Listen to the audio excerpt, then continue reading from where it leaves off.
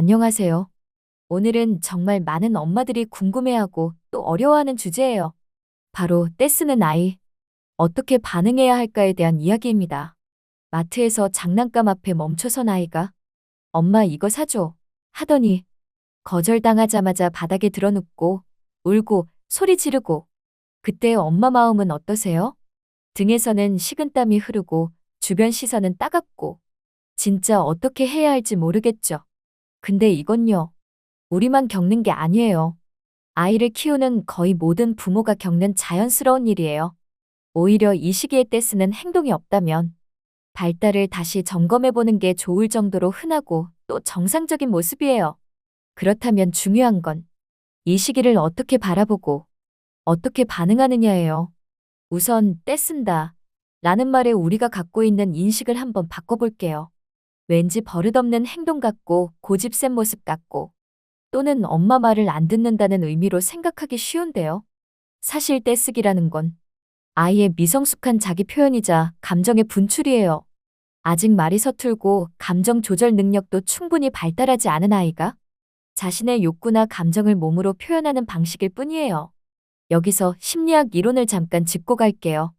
애착 이론을 만든 존 볼비에 따르면 아이들은 안정적인 애착 관계 속에서 감정을 더 잘 표현하고 조절할 수 있게 된다고 했어요. 그런데 아이가 떼를 쓸 때마다 엄마가 화를 내거나 거리를 두게 되면 아이는 이렇게 생각하게 돼요. 내가 이렇게 울고 소리 질러야 엄마가 날 봐주는구나. 그래서 점점 더 강한 방식으로 표현하게 되는 거예요. 그게 바로 불안정한 애착이에요. 또 하나, 에릭슨의 발달 단계 이론을 보면 2세에서 3세 무렵 아이들은 자율성 대 수치심이라는 발달 과정을 겪어요. 자기 주장이 생기고 스스로 하려고 하는 욕구가 강해지는 시기예요. 그런데 이 시기에 계속 제지당하고 엄마가 혼내기만 하면 아이는 자율성이 꺾이고 좌절을 느끼며 반항하거나 혹은 위축될 수 있어요. 그리고 또 중요한 이론이 있어요.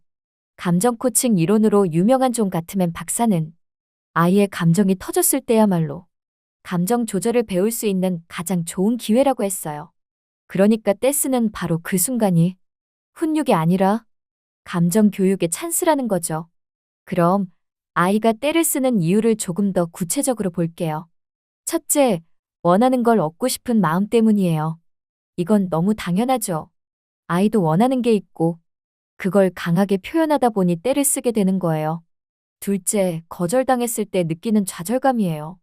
아직 거절을 받아들이고 감정을 다루는 힘이 부족한 상태에서 싫어 안 되라는 말을 들으면 그 감정을 어떻게 해야 할지 몰라서 울고 떼를 쓰는 거예요.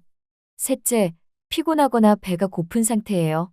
신체적으로 불편할 때 아이들은 감정 조절이 더 힘들어져요. 사소한 일에도 쉽게 짜증을 내고 감정이 폭발하죠. 넷째, 엄마의 관심을 끌고 싶은 마음도 있어요. 엄마가 동생만 챙기는 것 같거나 핸드폰을 계속 보고 있을 때 엄마, 나 좀 봐줘 라는 말 대신 울고 떼를 씀으로써 주목을 끌려고 하는 거예요. 다섯째, 감정 표현 방법을 아직 모르기 때문이에요. 말이 서툴거나 감정 어휘가 부족한 아이는 속상하거나 답답한 마음을 표현할 길이 없어서 떼를 쓰는 방식으로 드러내게 되는 거죠. 그럼 이제 떼 쓰는 아이를 만났을 때 엄마가 어떻게 대응하면 좋을지 구체적으로 이야기해 볼게요. 우선 가장 먼저 해야 할 건 감정에 공감하기입니다. 아, 이거 정말 갖고 싶었구나. 그렇게 울 정도면 마음이 많이 아팠겠다. 지금 속상하지? 엄마도 알아. 이렇게 아이의 감정에 이름을 붙여주고 인정해주는 것만으로도 아이 마음은 많이 진정돼요. 그 다음엔 행동에는 경계를 정해주기예요. 감정을 공감한다고 해서 바닥에 드러눕는 행동까지 허용하면 안 돼요. 갖고 싶은 건 알겠지만 지금 바닥에 눕는 건 옳지 않아. 울고 소리 지르면 엄마는 도와줄 수 없어. 이렇게 말해주는 게 중요해요. 그리고 마지막 세 번째, 대안을 제시해주기입니다. 지금은 사줄 수 없지만 다음에 같이 장난감 가게 가서 구경해보자. 이거 대신 엄마랑 놀이 같이 할까? 이렇게 아이에게 선택권을 주면 아이도 거절당한 감정에서 벗어나 다른 방향으로 감정을 풀 수 있게 돼요. 여기서 중요한 건 일관성 있게 반응하는 거예요.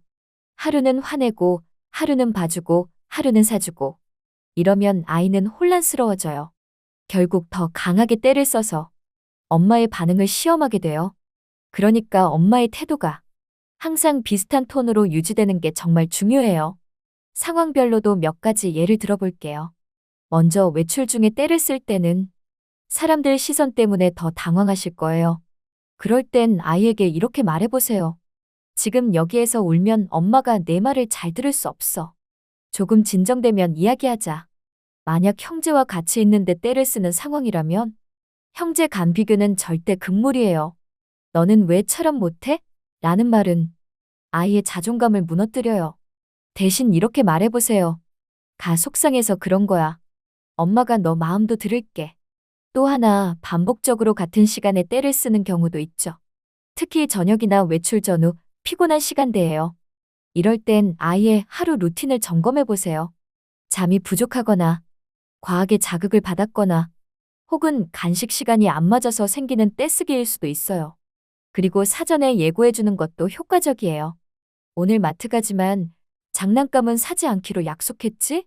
이런 예고는 아이에게 상황을 미리 대비하게 해주고 거절을 감정적으로 덜 받아들이게 도와줘요. 마지막으로 꼭 드리고 싶은 말이 있어요. 떼쓰는 아이를 다루는 것도 힘들지만 그걸 바라보는 엄마 마음은 더 힘들다는 거. 저도 잘 알고 있어요. 그럴 땐 꼭 이렇게 스스로에게 말해주세요. 우리 아이는 배우는 중이고 나도 엄마로서 배우는 중이야. 지금은 연습 중인 거야. 괜찮아. 엄마가 흔들리지 않고 안정적인 태도를 보여줄 때 아이는 점점 진정되고 자신의 감정을 더 잘 조절하게 돼요. 떼쓰기, 사실 다르게 보면 보여요. 감정을 배우고 있는 아이가 부모에게 보내는 구조 신호라고 생각해 보세요. 그 신호를 화내며 끊을지 아니면 공감하며 다가갈지는 엄마인 우리가 선택할 수 있어요. 조금은 멀리서, 조금은 여유 있게 아이의 마음을 바라봐 주세요. 반드시 변화가 생길 거예요. 오늘 영상이 지금 이 시기를 지나고 있는 엄마들에게 조금이나마 위로가 되었으면 좋겠어요. 그리고 더 나은 방향을 함께 고민할 수 있기를 바랍니다. 감사합니다.